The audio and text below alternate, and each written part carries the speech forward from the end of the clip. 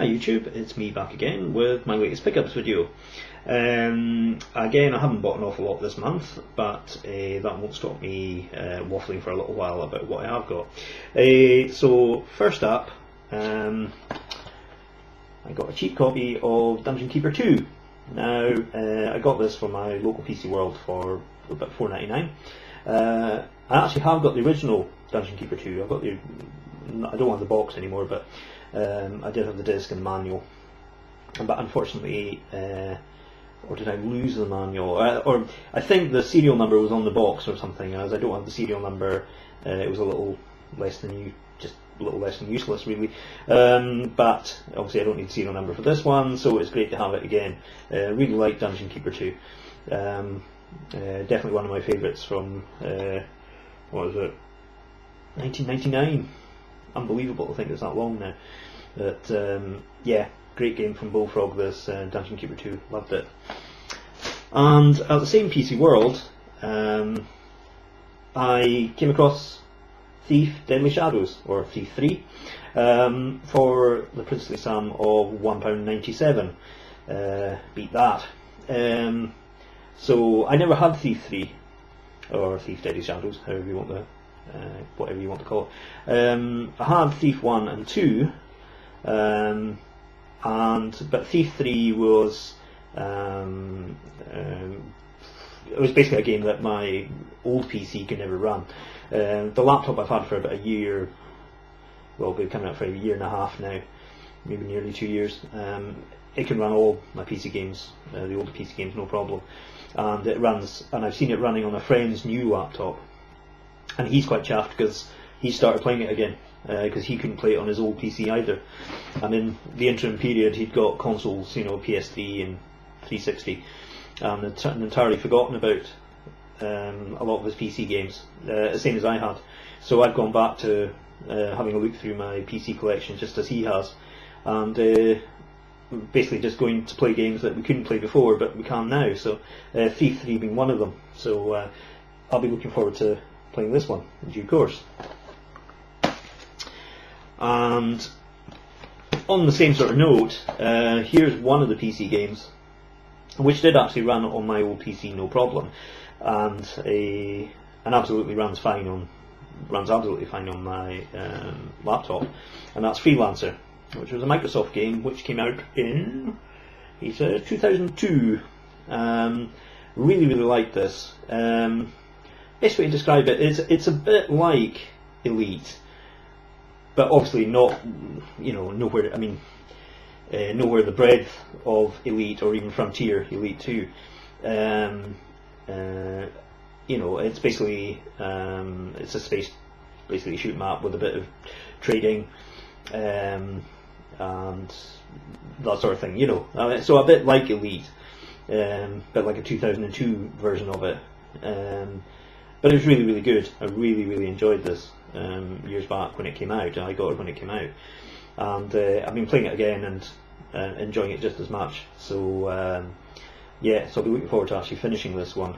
I don't think I finished it last time I played it, which is pretty much the way it is with me, as in quite crap at finishing games. But on the note of actually finishing games, I have actually finished a game this year. I finished Baldur's Gate Dark Alliance for the PS2. That may not be, you know, that many. Most people, I suppose, would consider that to be, well, kind of shrug of the shoulders, because it's not exactly the hardest Baldur's Gate game, but it's a game I've actually finished. I very rarely finish games, so go me. But anyway, enough of that. The next game I got was kind of at the behest of Jason's Faces, because I know Jason, and I usually go over to his go over to his once a week, usually on a Sunday, and he emailed me to say that he wished to battle me in this particular game, which is Super Street Fighter 4. So he said, go to Tesco, they're selling it for only £10, and I couldn't be bothered going to my local Tesco, either of my big Tesco's. I couldn't be bothered going, so I said I'll just get out of game. So I got it pre-owned out of game, Unfortunately, even though I paid £14 for it, it has no instructions. That's a bit annoying, but I can't be bothered going back. I've got it, it'll be fine. Whatever. Anyway, it is quite annoying, but never mind. I can't be arsed complaining, really. Which is probably a fault of mine, and I really should do it. It's a very British thing, we don't like to complain about stuff. But anyway, I've got it anyway, so I'm going to have a little go of this tonight before heading over to his tomorrow with my PS3 controller in hand, and where he will probably just trash me. Probably. Who knows? And last up is Sniper Ghost Warrior, which cost me £18 from my local Morrison's. Morrison's pricing policy in games is bizarre. They can be ridiculously cheap or just mind-bendingly expensive. I remember one of the members of staff when he was serving me once at checkout saying, "Oh, he liked the game that I bought," and he said, "Oh, it's really, really good." He says, "A good price for it in here too." And I goes, "Yeah," because the prices for some of them, he says, are just mad. So I don't know who does the pricing policy for things in Morrison. It's very strange, but you do come across. I've come across some real bargains. And same too with DVDs and Blu-rays and things. It's a strange kind of shop, unlike Tesco or mainly Tesco, because that's all we have in Inverness really, apart from Morrison's is Tesco. They don't call it Tesco Town for nothing. 3 Tesco's and counting.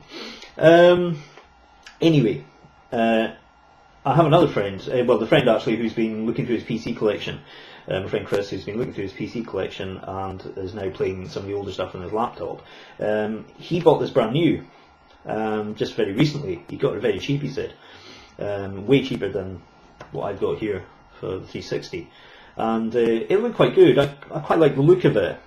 The only thing is that on his laptop, despite the fact it's a brand new laptop, it still has that old, the PC thing of, turning down this, turning down that, turning this to medium or low, and it running adequately is probably the best way to describe it. So I saw this. I thought sure it was coming out for the PS3, but I saw it here for the 360, and I thought for £18, I'll give it a go, because I quite liked what I saw on the PC, on his laptop, So it's a sniper game. There was another one in the bargain bin actually, another sniper game, but I can't remember the second part of the title, also by City Interactive, who are a Polish developer, and they seem to specialise in kind of sniper war things. So it looked really good anyway. Certainly the PC version looked fantastic, so it'll be interesting to see what this is like. Yeah, basically you're just a sniper. So I don't normally buy these sort of games, but I just like the look of this one because I'd seen it and seen my friend playing it. So yeah, so I couldn't really pass up on it. So so that's it really, games wise. Haven't been buying that many games recently because there's been an awful lot of there hasn't been an awful lot of games, that I've really been looking forward to, or anything, or even anything matching away bargains. I've got no game pickups from local charity shops because it's pretty much like a desert, both Jason and myself have said, he reckons there's actually somebody else also going around buying games in town, out of these shops. So, something has to give. There's, and if you think there's just the three of us, and there's other people doing it too, it's just too small a place to for any real game, real finds in the game department, So yeah, charity shops just seem to be lacking in anything at the moment. In truth, I've got plenty of games at the moment that I'm wanting to play and needing to get through before buying anything else. So that also explains to you why the videos haven't been as regular as they have been in the past. and also too because I've been working a lot and doing a lot of overtime, and by the time I get home at night, the last thing I want to do, well, last thing I can manage to do, apart from managing to stay awake to watch something on iPlayer, is playing a game, you know. And if it is playing a game, then sadly it can often be a blast of Bejeweled Blitz on Facebook.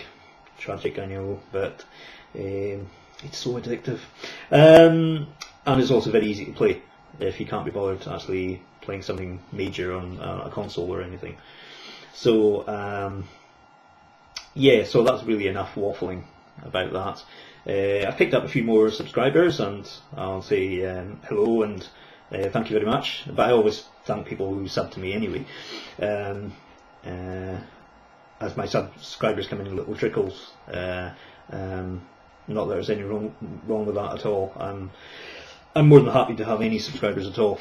For people who to actually stick with my channel is great. So I'm more than chuffed with the amount of subscribers I have. So I'm just happy that somebody thinks my videos are worth watching. And I was actually on that subject too. I was actually catching up with some people's YouTube videos as well today, SNEStastic mainly, and I'm going to be looking at a few others as well.